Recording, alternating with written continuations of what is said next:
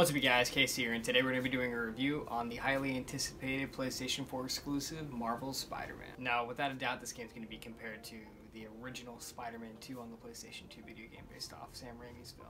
It's a beloved film amongst video game fans and Spider-Man fans. The web-slinging mechanics in that were dead on realistic when it came to making you feel like Spider-Man. Web-slinging throughout Manhattan was just a feeling that game really only gave you. It's tried to be replicated in multiple Spider-Man games, such as the Spider-Man 3 game that followed it, the Amazing Spider-Man games based off those movies, and little bits throughout other spin-off games such as Shadow Dimensions, Edge of Time, but it never really felt the best the way it did in the open world game that was Spider-Man 2.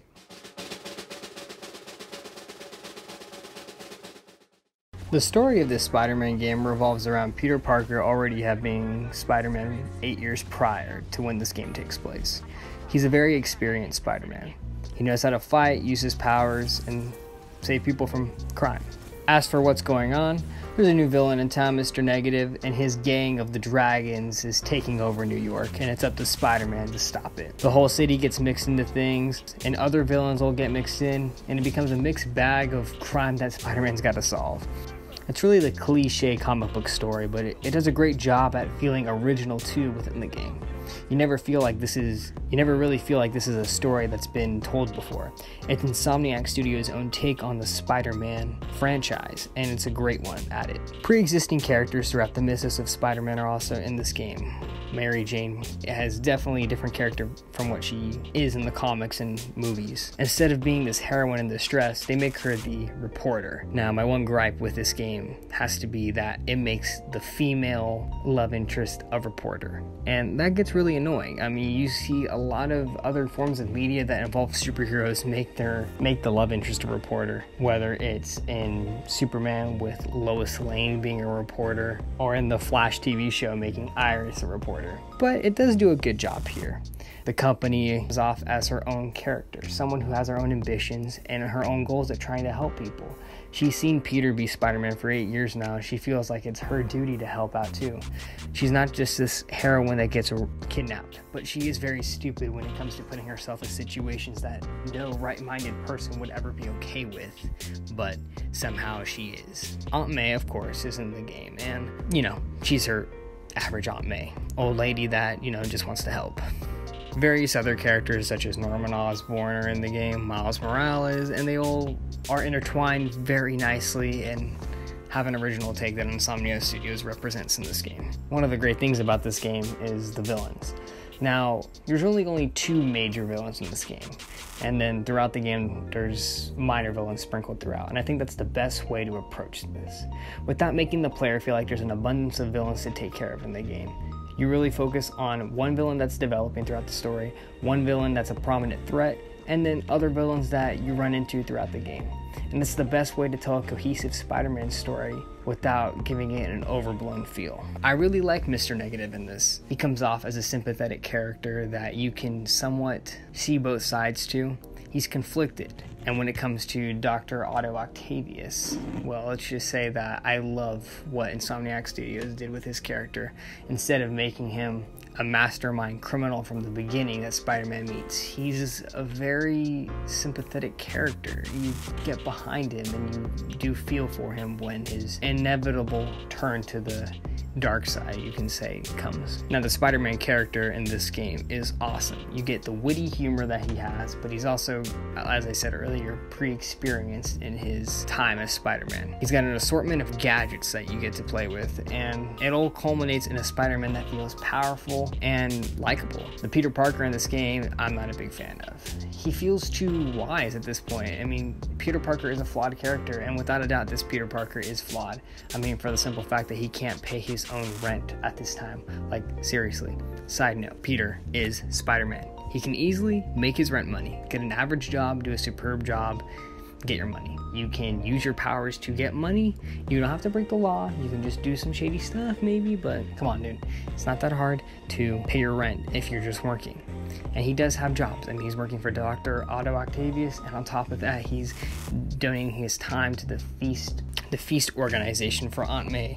And if he's not getting paid for that, then I understand, but still, dude, pay your rent. It doesn't make sense. But this Peter Parker is an interesting one. I wasn't too crazy about him. He's not extremely nerdy because he's not in high school anymore and he's already out of college, so he's more of an adult figure. The drama throughout the game, though, it's there. The relationships between characters is great, and I think it's one of the strongest suits within the story of this game. Peter and MJ have been broken up for some time now, but they both do have this connection to each other that they're trying to reinvigorate without pushing each other too much. Norman Osborn is prolifically used throughout this game as a motivation for good guys and bad guys. And side characters that are teased and hinted at, like Black Cat, is a great way of giving some fan service.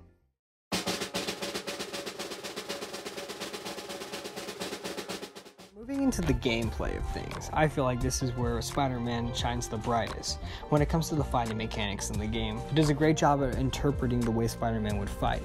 Instead of being more to like the Arkham series where you're more low to the ground and you're fighting, countering, and flipping a guy, instead, as Spider-Man, you're fighting, web slinging, web shooting, dodging, and somewhat countering.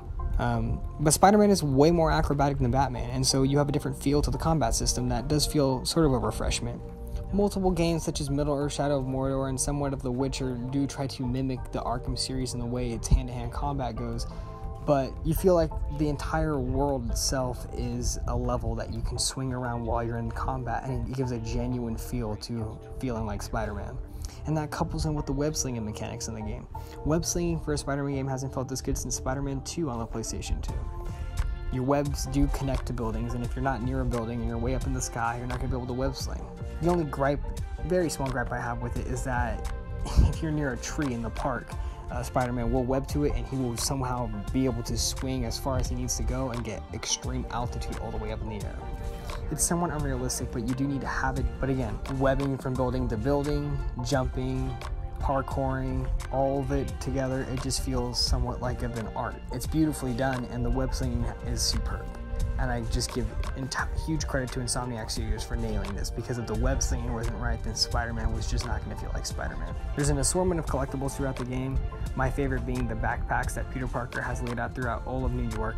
And really the story behind these is that Peter has these small collectibles in each backpack that he's put into different areas throughout New York and certain buildings. Collect them, and each one you get to know a little bit about the story behind each item. Some of them being the first prototype for his web slinger, and others being a picture a kid drew of him saving his balloon that he let go of, somewhat of a callback to the Spider-Man 2 video game.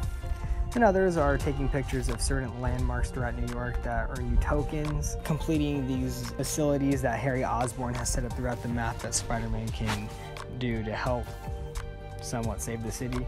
I feel like the premise behind them is kind of stupid. It's just there to be there, but you do earn tokens for those. And then, of course, fighting crime throughout the city that you run into while you're web slinging. As I mentioned earlier, there's an assortment of gadgets and upgrades for Spider-Man. When it comes to the gadgets,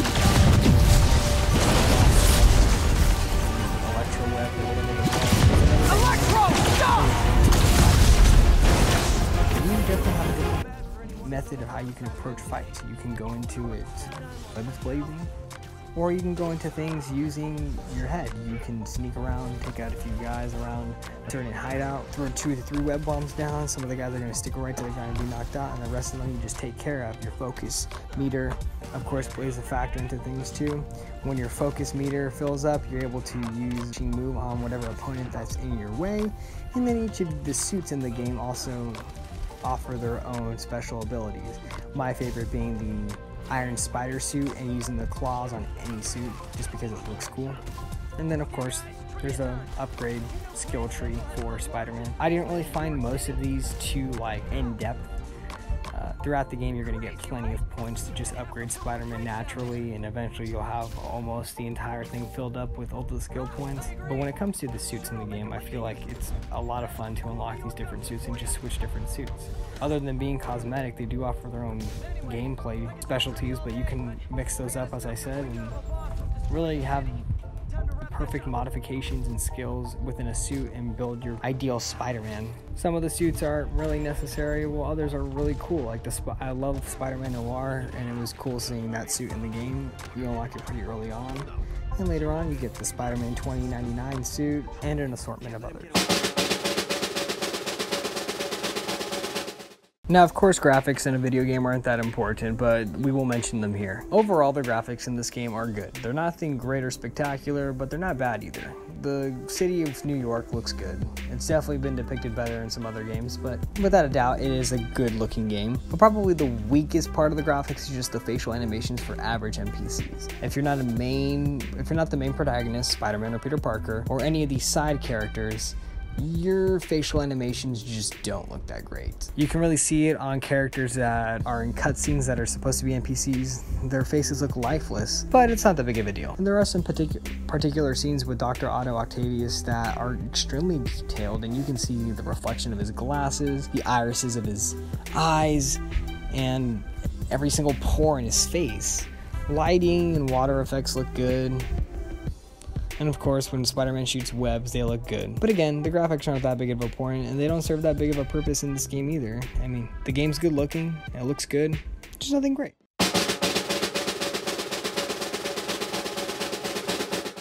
No, overall, I feel like this Spider-Man game did a great job at continuing the legacy that was Spider-Man 2 when it came to how you really wanted to feel as Spider-Man.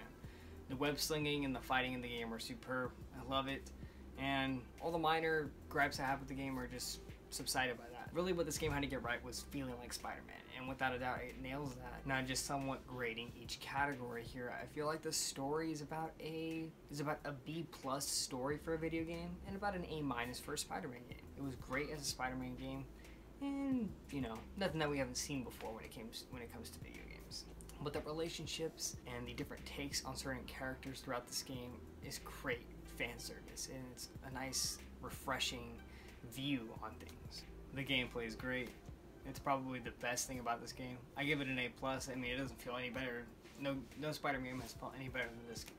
The graphics are above average, they're good, and overall, I really enjoyed this game. As for a score, I'm gonna give this game an 8.5 out of 10.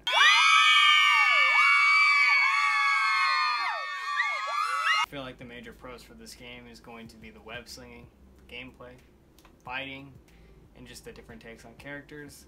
Well, the negatives have to be somewhat of its cliche superhero story, and the tiny gripes I have with how dead and lifeless the NPCs look. But those are minor. I really did enjoy this game, and if you're a Spider-Man fan, you need to play it. Well, thanks for watching, and see you in the next video.